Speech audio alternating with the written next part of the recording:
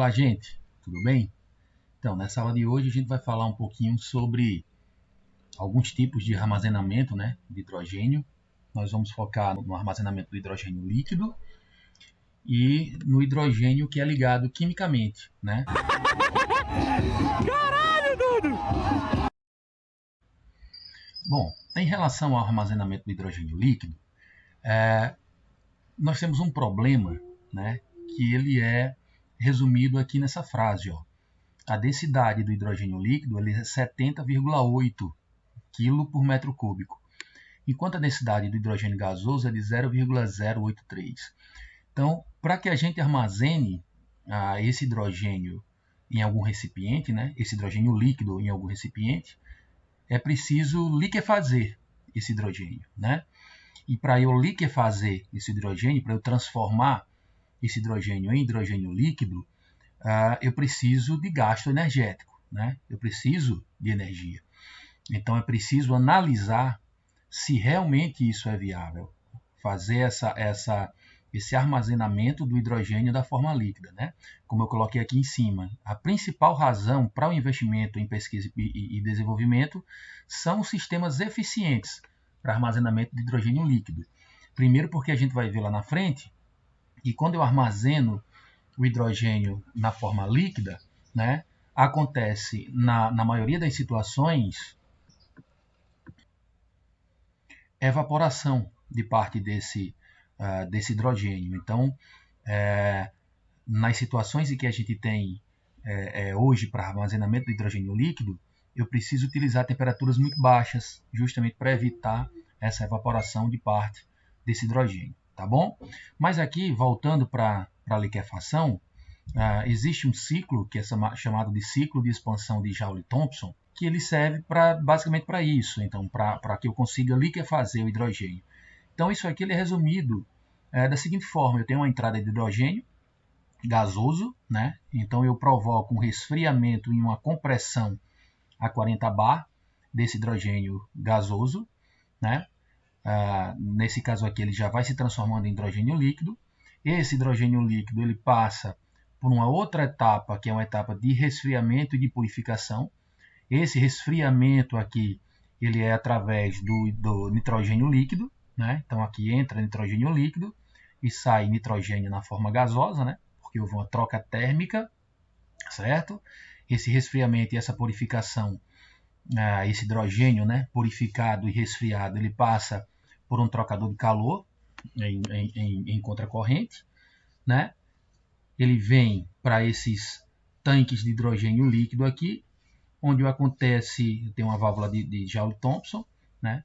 Então aqui eu posso retirar esse hidrogênio líquido para armazenamento, ou eu posso recircular esse hidrogênio líquido, que ele vai ser utilizado na etapa também de purificação daquele hidrogênio que a gente tinha lá no início. Então esse ciclo é um ciclo fechado, né? Eu entro aqui com hidrogênio gasoso, eu retiro o hidrogênio líquido aqui, quando ele passa por todos esses processos de compressão, descompressão, resfriamento, aquecimento, parte desse hidrogênio líquido ele volta, né?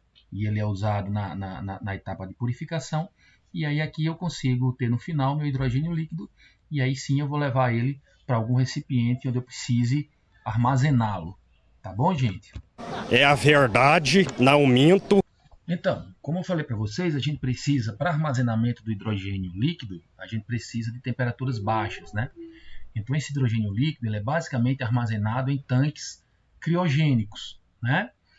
Que, como eu falei para vocês, ó, o hidrogênio é mantido dentro de um recipiente interno, que é isolado com múltiplas camadas de folhas metálicas, isso para dar resistência, e entre essas múltiplas camadas de folhas metálicas, a gente coloca uma camada de fibra de vidro, que o objetivo é promover essa barreira térmica. E como vocês podem observar, no tanque criogênico eu tenho um trocador de calor, né?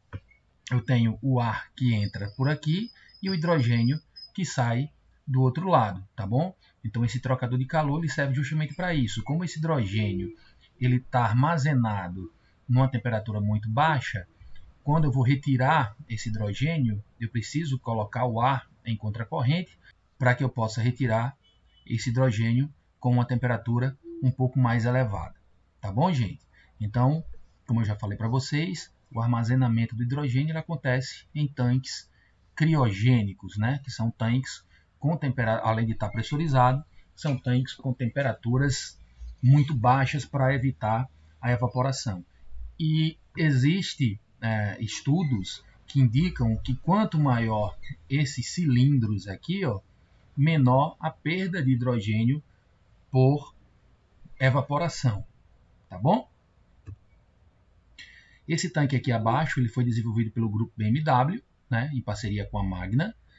Esses tanques eles têm disco de ruptura, e esses discos de ruptura eles servem para segurança, né, eles são acionados quando a válvula de segurança ela falha, e isso aqui faz a prevenção da ocorrência de explosão. Uma bomba para dançar isso aqui bomba, para balançar isso aqui bomba, para mexer isso aqui bomba. Porque tu imagina, né, a gente tem hidrogênio que está pressurizado aqui dentro, então qualquer probleminha, qualquer ruptura, ele pode causar uma explosão. Então, uma bomba para dançar isso aqui bomba, para balançar isso aqui bomba, para mexer isso aqui bomba. Então, esse é um exemplo de um tanque que ele já é desenvolvido, já é utilizado em alguns automóveis que utilizam células a combustível, né? Alguns automóveis híbridos, né? Pelo grupo BMW.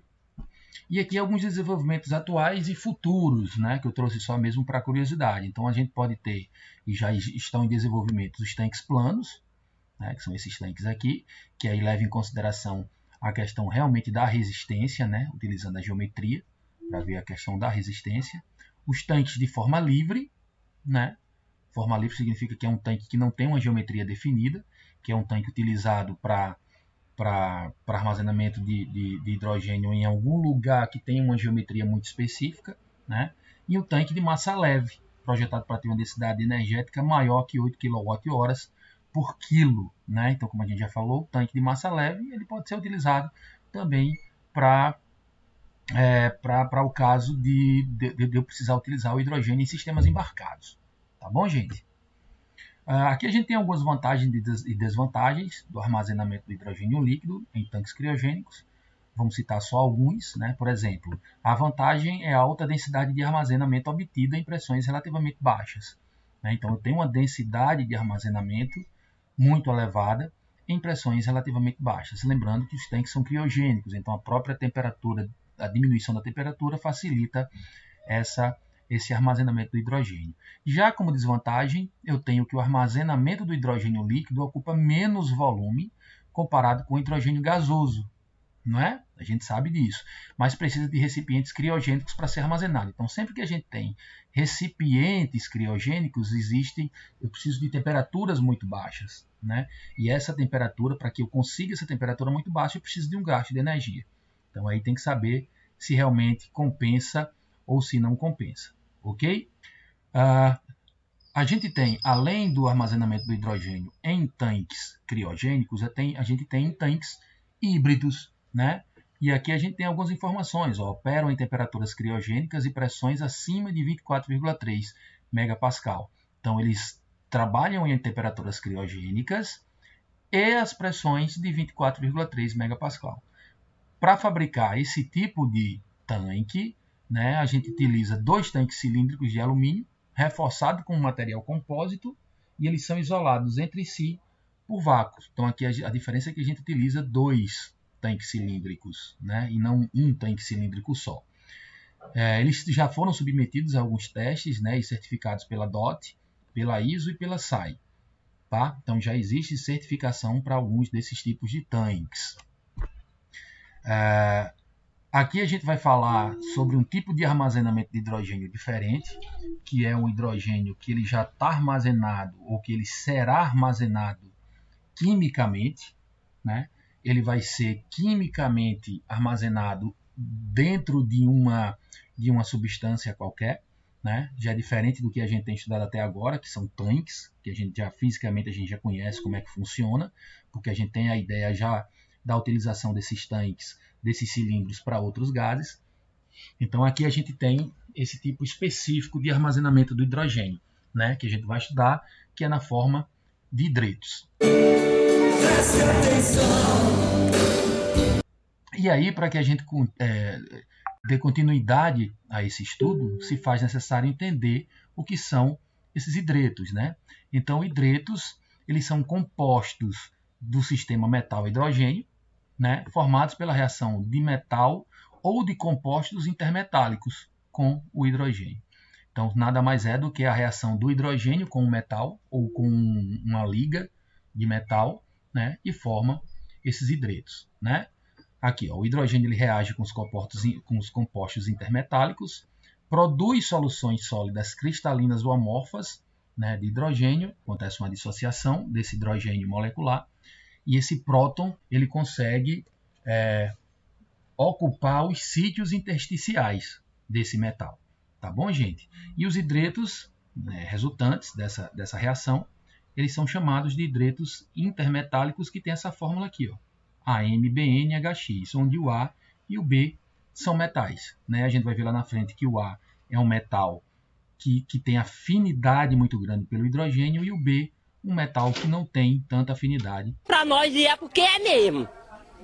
E é desse jeito, é mesmo, e é porque é mesmo. A gente tem uma figura que mostra as etapas de dissolução de hidrogênio nos metais, né? Então, na etapa 1, a gente tem a adsorção, que nada mais é do que a ligação desse hidrogênio molecular na superfície do metal, né? Então, o hidrogênio molecular ele se liga à superfície do metal, que é a etapa 1, que é a dissorção. Depois a gente tem a etapa 2, que é a dissociação, ou seja, existe a quebra da molécula de hidrogênio em átomos de hidrogênio, né? E nesse caso aqui acontece uma oxidação, na verdade, então tem uma liberação de elétrons, e esses elétrons eles também conseguem ocupar alguns sítios intersticiais, né? Então esse hidrogênio atômico, esse próton, ele vai ser absorvido, ou seja, ele vai conseguir entrar na estrutura cristalina desse metal, né? E ele vai se difundir. E essa difusão acontece justamente nesses sítios, nesses espaços vazios que o metal ele tem. Então acontece a difusão, tá bom? E depois que acontece essa difusão, acontece a recombinação, ou seja, esses átomos eles se juntam e formam uma molécula de novo, e essa molécula ela sai daqui desse metal. Então acontece a formação do hidreto, né? E depois que eu tenho a formação do hidreto, logicamente mexendo com questão de temperatura e pressão, eu consigo retirar o hidrogênio que estava armazenado aqui dentro, né? Porque ele faz ou acontece essa recombinação aqui, tá bom, gente? Então o hidrogênio na forma molecular ele entra no metal e depois eu consigo retirar esse hidrogênio do metal, geralmente mexendo só com a questão da temperatura, tá bom? É basicamente dessa forma aí. Coisa louca, coisa louca. Bom, os hidretos metálicos, como a gente já viu, eles são hidretos que são formados por metais, né, e hidrogênio, tá bom? Então o hidrogênio ele é quimicamente ligado a uma fase sólida, como a gente já viu no slide anterior, por meio de uma reação exotérmica, tá bom? Então eu não preciso fornecer calor para que isso aconteça, né? Essa reação ela é uma reação exotérmica, ou seja, ela libera energia quando acontece. Essa reação exotérmica acontece entre o metal ou um composto metálico com o hidrogênio gasoso, né? Ou também pela reação reversível da quebra da molécula de água. Então aqui a gente tem as duas reações, ó. O metal ou o composto metálico reage com o hidrogênio, formando o hidreto metálico e liberando calor, tá? E o metal ou o composto metálico, o intermetálico, ele também pode reagir diretamente com a água, né? Formando o hidreto metálico. Nesse caso aqui é um M, que pode ser um metal só ou uma liga, né? Pode ser mais de um tipo de metal, né? Ou um composto intermetálico, né? Formando o hidreto. E como a gente tem falado dos compostos intermetálicos, como eu já comentei com vocês no slide anterior, os compostos eles são compostos por metal, né? Com alta afinidade pelo hidrogênio, que é o A, né? Que eles formam hidretos estáveis, e por um metal B, que tem pouca ou nenhuma afinidade pelo hidrogênio. Então aqui são os elementos que formam os compostos, basicamente, né? Os compostos intermetálicos, como lítio, sódio, potássio, rubídio, césio, magnésio, cálcio, estânio e por aí vai. Tá bom, gente? Aqui a gente tem as famílias dos compostos intermetálicos binários, né, que a gente mostrou para vocês, que é o AB, AMBN. Então, as principais famílias desses compostos intermetálicos binários, eles são do tipo AB, A2B, AB2 e AB5.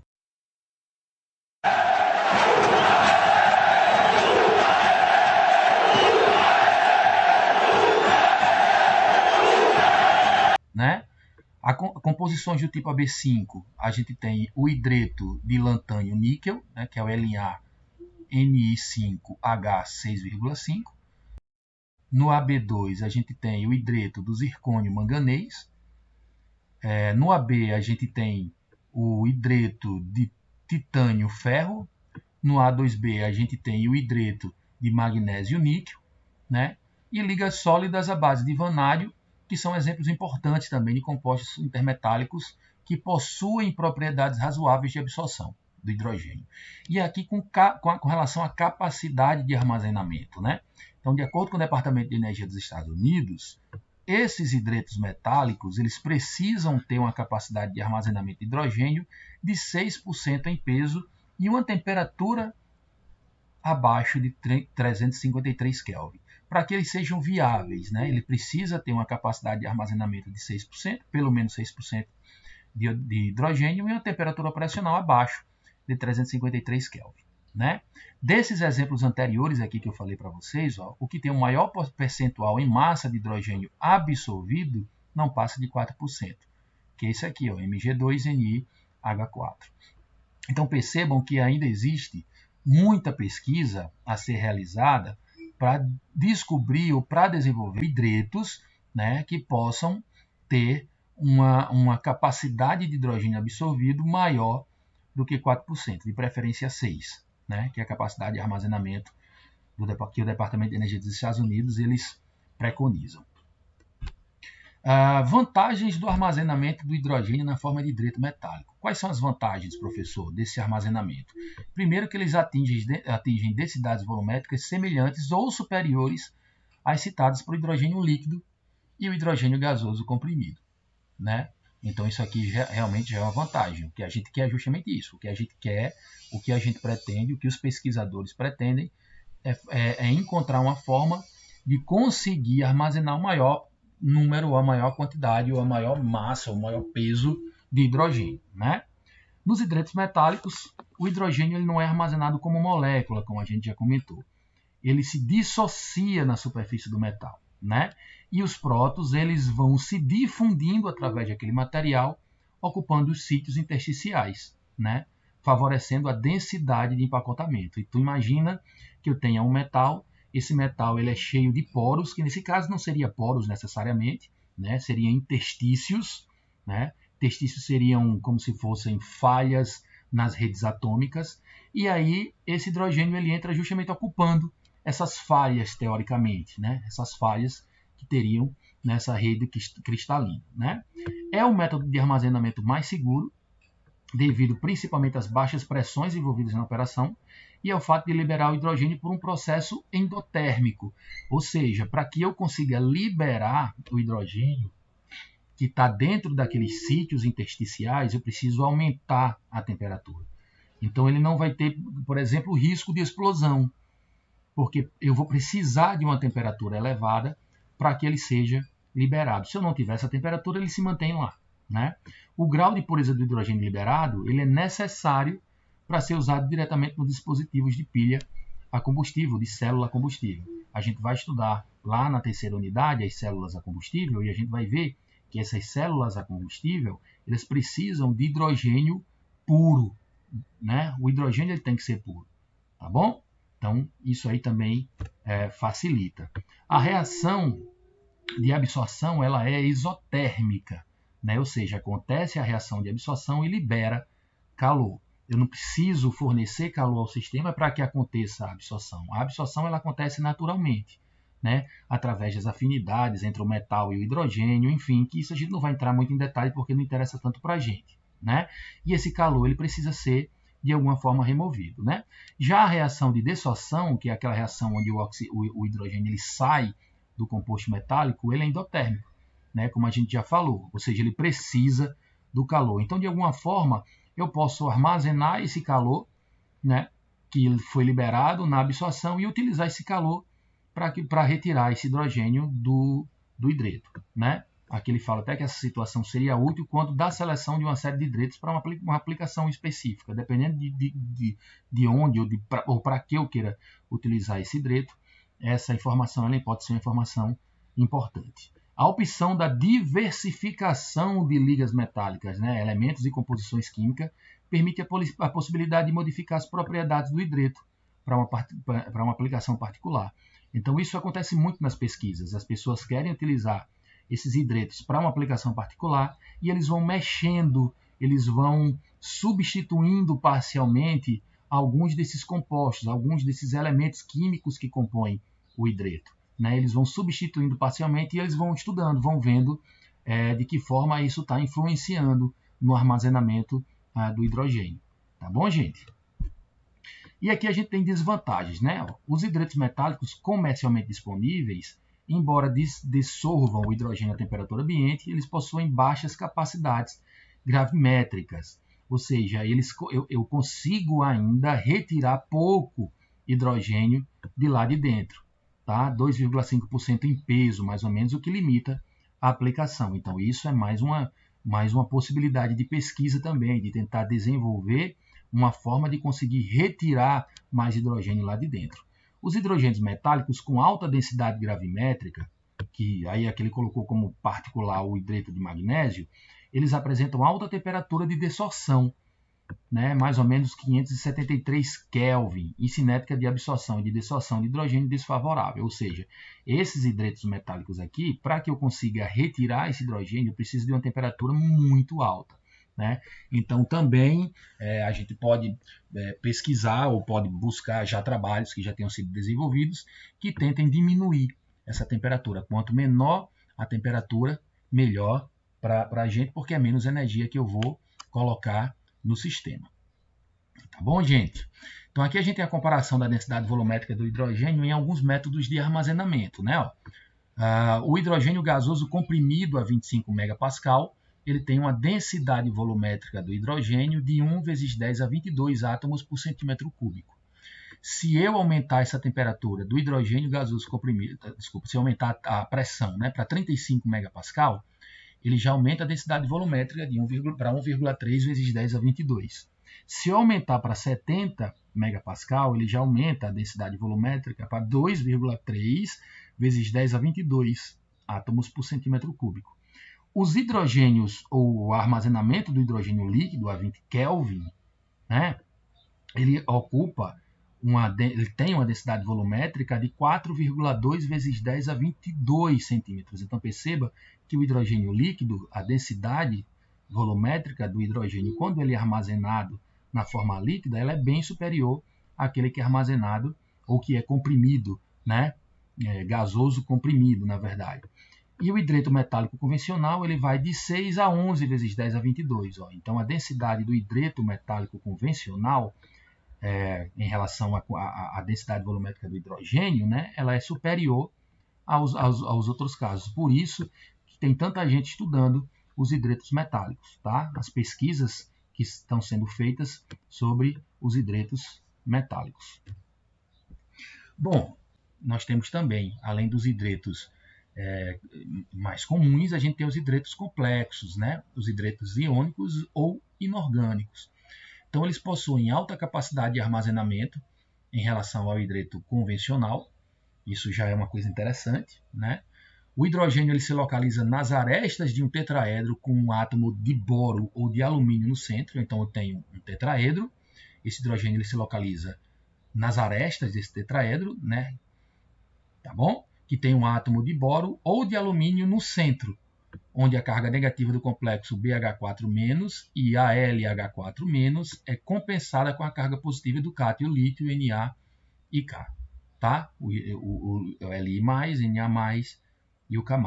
Ou seja, a gente tem um destaque, aqui eu não trouxe a figura para mostrar para vocês, porque por enquanto a gente não tem tanto interesse em descobrir ou de estudar basicamente essa questão das geometrias, né? Da estrutura cristalina do nosso material, do nosso hidreto. Então aqui eu trouxe dois destaques. Os alanatos, que são hidretos complexos de primeira classe, e desses destaques do alanato, a gente destaca o alanato de sódio, que é o NaAlH4, que ele tem uma capacidade teórica de absorção de hidrogênio entre 5,6% e 7,5% em peso, né, a 373 Kelvin, que é 100 graus Celsius. E os boratos de segunda classe, que a gente traz como exemplo o borohidreto de sódio, né, que é o NaBH4, e o de lítio, que é o LiBH4. Então a gente tem como destaque dos hidretos complexos o alanato e o borato. Os alanatos são de primeira classe, os boratos são os de segunda classe, né? Aqui a gente tem as reações, né? As reações dos alanatos de sódio, por exemplo. Primeira coisa, eles precisam de catalisadores de titânio, né? Para que aconteça essas reações. Então precisa analisar também a questão da viabilidade. Será que é viável? O preço, quanto é que fica para que eu tenha um catalisador de titânio, né? Para eu poder adicionar ao alanato. Então, entre esses catalisadores eu tenho o TiCl ou TiOC4H9. Então aqui a gente tem as reações, né? Essas reações que a gente tem aqui, eles mostram o alanato, né? A decomposição do alanato, formando um hidreto de sódio e alumínio, e liberando o hidrogênio, né? Aqui, para essa reação, eu tenho 3,7% em peso de hidrogênio a uma pressão de 14 megapascal. Tá bom? Nesse caso aqui, eu vou ter uma reação secundária, onde esse hidreto que foi formado na primeira reação, ele continua se decompondo, formando esse outro hidreto simples, que é um hidreto de sódio, liberando alumínio e liberando mais hidrogênio. Existem pesquisas que apontam que a substituição do sódio pelo lítio, seria uma substituição parcial, ele faz com que essa quantidade de hidrogênio aqui liberado em peso, ele aumenta, tá? Então, nesse caso aqui, ó, na hora que eu coloco o Na e eu coloco o lítio, ó, veja que houve uma substituição parcial aqui. Eu tirei um átomo de sódio e eu acrescentei o lítio. Na hora que eu fiz isso aqui, eu liberei o hidrogênio e eu tive 3,5% em peso desse hidrogênio com uma pressão um pouco mais elevada, só do que esse outro caso aqui, ó, né? Então, como aqui a gente está dizendo na observação, a substituição do sódio pelo lítio favorece a redução da pressão de equilíbrio com a capacidade teórica de 3,5% em peso. Então, eu diminuiria, ó, essa pressão aqui, inicial, se eu já fizesse essa substituição aqui no início, e eu teria quase a mesma quantidade em peso, tá? Caralho, e aí, sabe por aqui, se tem alguma casa para alugar aqui por perto? Não precisa ser grande não, quarto, sala, kitnet, e tem assim, não precisa ser motor não. Com 2 remos, só pra gente brincar, a gente não vai pro fundo não, porque a gente não sabe nem nadar direito, não vai pra mar aberto não. Queria pra gente, porque quando eu tô saindo de manhã cedo, parece que estão esvaziando o pneu. Aí eu queria dar uma calibrada ou ver se é algum problema no pito. Então aqui a gente tem o exemplo de algumas estruturas cristalinas do alanato, né?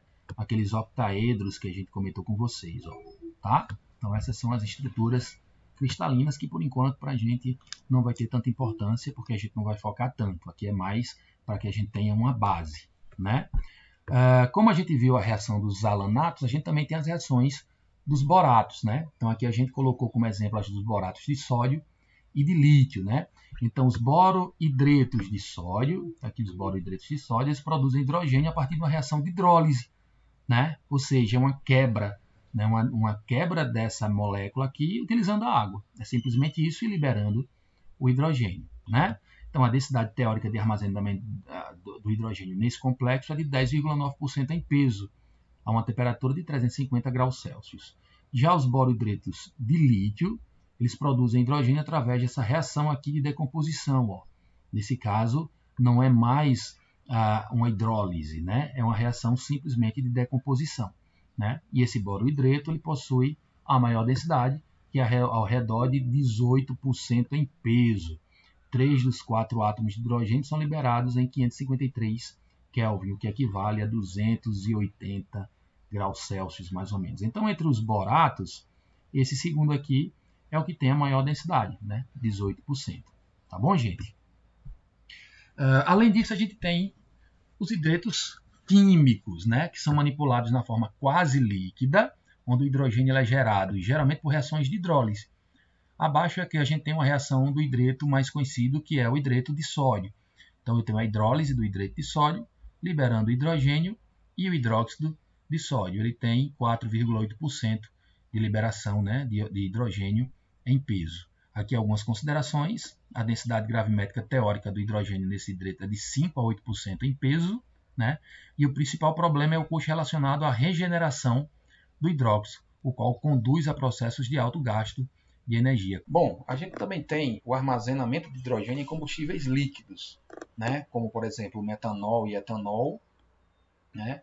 Ou em hidrocarbonetos, como, por exemplo, a gasolina, ou em alguns outros líquidos orgânicos, como, por exemplo, o metilciclohexano e o tolueno, né? Então, para a geração de hidrogênio a partir desses combustíveis líquidos, já que esse hidrogênio está armazenado nesses combustíveis líquidos, a gente tem geralmente tecnologias de reforma, né? Aqui eu trouxe dois exemplos, que é a tecnologia de reforma a vapor, que é comum para os combustíveis metanol e etanol, e a tecnologia de oxidação parcial, que geralmente é utilizado nos hidrocarbonetos, como a gasolina e o diesel. Isso aqui a gente vai estudar na nossa segunda unidade, de uma forma mais calma, essa questão das reformas. Tá bom? E por fim, a gente tem a comparação entre os principais métodos de armazenamento de hidrogênio. E aqui, olhando para essa figura, eu destaquei aqui o hidrogênio gasoso comprimido, entre 35 e 70 megapascal. Se vocês observarem, o gás comprimido ele tem mais ou menos uma densidade volumétrica de 20 kg de hidrogênio por metro cúbico, né? E uma densidade gravimétrica aqui mais ou menos de 5, né? Uma média de 5% de hidrogênio, né? Já o hidrogênio líquido armazenado a 20 Kelvin, né? Aqui eu tenho o hidrogênio líquido, ele já tem um aumento na sua densidade volumétrica, mais ou menos aqui a 60, né? E um aumento também na sua densidade gravimétrica, né? Ele varia de 6 até 12, né? E o hidrogênio armazenado na forma de hidretos metálicos complexos e químicos. Se vocês observarem os hidretos, eles possuem, né, uma densidade volumétrica bem maior, podendo chegar até 120 kg de hidrogênio por metro cúbico, né, e podendo chegar, nesse caso do hidreto químico, a uma densidade gravimétrica de aproximadamente aqui 15%, né, de hidrogênio em peso, tá bom? Então isso aqui é um quadro, uma figura que mostra a comparação entre esses métodos de armazenamento de hidrogênio que a gente estudou, concluindo, né, podendo concluir que na forma de hidreto eles são os que possuem, apesar de ainda necessitar de muita pesquisa, né, eles são hoje os que apresentam a maior densidade, tanto volumétrica como gravimétrica. Tá bom, gente? Então era isso, mais uma aula que é para a gente passar essa base de mais alguns métodos de armazenamento de hidrogênio, e na próxima aula a gente se encontra. Abraço!